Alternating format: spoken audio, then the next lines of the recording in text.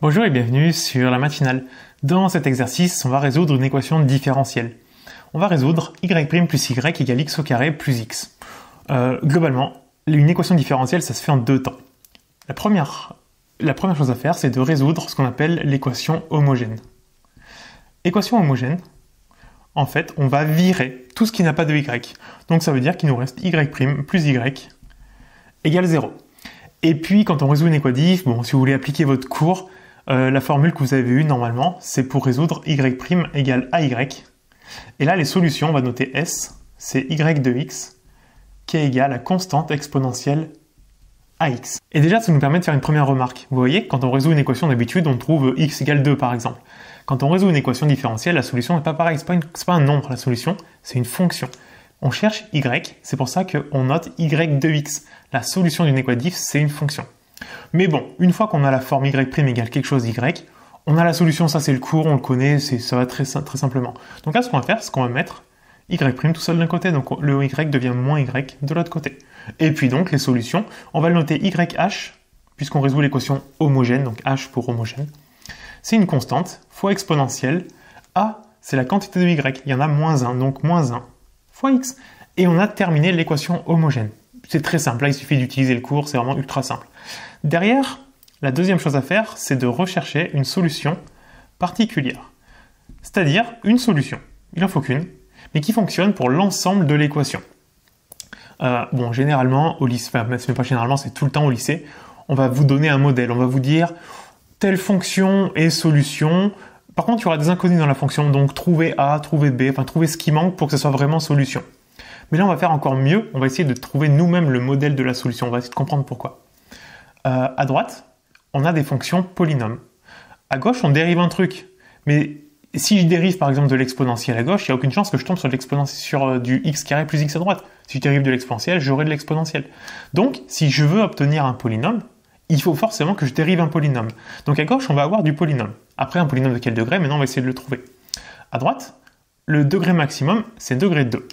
Donc à gauche, le y', quand on le dérive, le degré va descendre, donc c'est pas forcément lui qui sera le degré maximum. Donc on va regarder le y.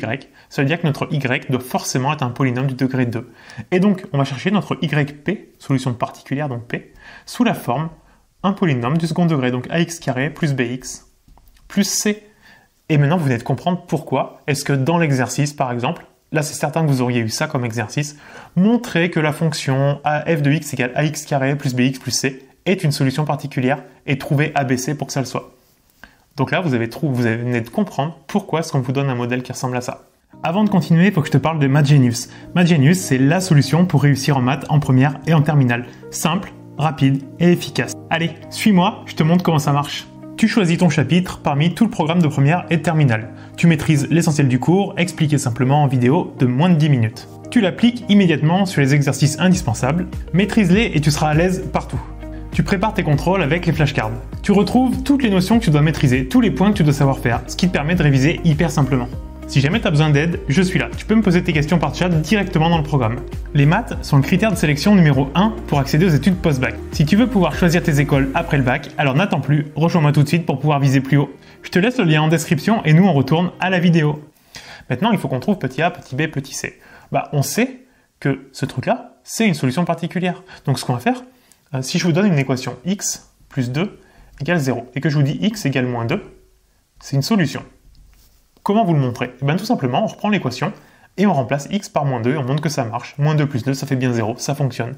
Ici, yp est solution si on reprend l'équation de départ et qu'on remplace les inconnus par yp, que ça fonctionne. Donc on va remplacer nos inconnus. On pense bien que l'inconnu dans une équadif, c'est pas x, c'est y. Donc on va avoir yp' plus yp égale x carré plus x. Voilà ce qu'on a à résoudre. Alors, la dérivée d'yp. ax carré, ça nous fait donc 2ax plus b. À côté, le yp, c'est carrément celui du dessus. Ax carré plus bx plus c. Tout ça égale x au carré plus x. Et maintenant, on va faire ce qu'on appelle de l'identification. C'est une méthode qu'on fait énormément pour les équations différentielles. Si vous avez deux porte-monnaies, un porte-monnaie à gauche où il y a 10 € et 15 $, et un porte-monnaie à droite où il y a x € et y $. Que vaut y? Assez facilement, vous allez me dire x il vaut 10, y, il vaut 15. Comme on a l'égalité entre les deux porte-monnaies, on regarde, on veut qu'il y ait autant de quantités de chacun dans chaque porte-monnaie. Et bien là, c'est la même chose. On a les x carrés à gauche, des x carrés à droite. Donc on va regarder au niveau des x carrés, on veut les mêmes quantités à gauche et à droite. À gauche, des x au carré, on en a a, tout court. À droite, on en a un seul. Donc on a a égale 1 directement. Après, on a les x. À gauche, des x, on en a 2a. On en a plus b. Et c'est tout. Et à droite, on en a un seul. Donc on a tout ça. Mais on se souvient juste au-dessus que a, il vaut 1. Donc ça fait 2 plus b égale 1. Et donc pour avoir b, on va mettre le 2 de l'autre côté, il devient moins 2. Ça fait b égale à moins 1. On a trouvé a, on a trouvé b, il nous manque le c. Bah, le c, en fait, c'est ceux qui n'ont pas de x. À droite, il y en a 0. À gauche, il y en a b plus c. Donc on va avoir aussi la dernière équation. Je vais mettre un x barré pour dire pas de x. On va avoir donc b plus c égale à 0. Mais b, il vaut moins 1, donc ça fait moins 1 plus c égale 0. Et donc on va obtenir c égale à 1. Donc on vient de trouver notre solution particulière. A, on a dit qu'il valait 1, donc ça fait 1x au carré. B, on a dit qu'il valait moins 1, donc ça fait moins x. Et C, on a dit qu'il valait 1. Voilà notre solution particulière. Et si on veut l'ensemble des solutions, qu'on va noter y de x, et bien c'est simplement ajouter la solution homogène avec la solution particulière, donc yh plus yp. Ce qui va donc nous donner constante exponentielle moins x plus x au carré moins x plus 1. Là, on a ce qu'on appelle l'ensemble des solutions de l'équation différentielle de départ. Il se peut qu'en plus, vous ayez au départ ce qu'on appelle une condition initiale. C'est-à-dire qu'on vous dit par exemple y de 0 égale à 1, peu importe. Cette condition, elle nous permet en fait de calculer la constante, la valeur de c. Quoi qu'il arrive, qu'il y ait condition ou pas, vous devez faire exactement ce travail, arriver à l'ensemble. Ici, c'est l'ensemble des solutions, on a toutes les solutions. Soit on s'arrête là, soit alors, si on a une condition, on ne va pas trouver l'ensemble des solutions, mais maintenant on va chercher l'unique solution qui vérifie cette condition. Et donc on va reprendre notre y qu'on a ici, et calculer y de 0 égale 1. Y de 0 égale 1. Y de 0, c'est-à-dire qu'on remplace tous les x par 0. Ça fait constante exponentielle moins 0. Bon, exponentielle moins 0, il vaut exponentielle 0, il vaut 1. Donc on a constante. X au carré, ça fait 0 au carré, ça dégage. Moins 0, ça dégage. Plus 1. Égale à 1. Et donc on va trouver constante égale 1 moins 1 égale 0.